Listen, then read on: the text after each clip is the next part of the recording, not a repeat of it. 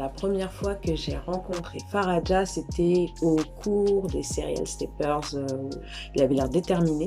Ma première rencontre avec Faraja, c'était à Amsterdam, au Summer Dance Forever. Une personne très polie qui voulait apprendre. Moi, j'ai appris à le connaître justement grâce au projet Congo.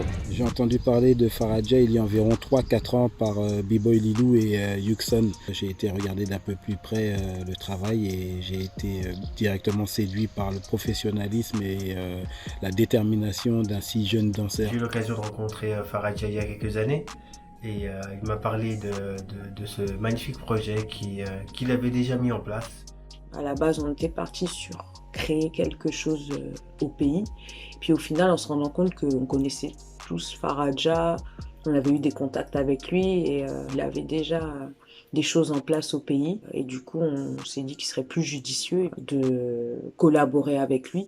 Et une fois que j'ai vu les vidéos de ce qu'il faisait au pays, ça m'a vraiment donné encore beaucoup plus de force. Faraja, c'est qu'il fait tout en étant sur place. Et c'est l'équivalent de énormément de choses qu'on fait ici.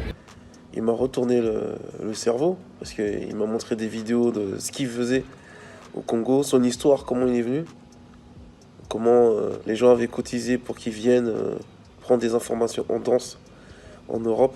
J'ai trouvé la démarche incroyable. Il m'a montré les spectacles avec les enfants. J'en ai même pleuré presque.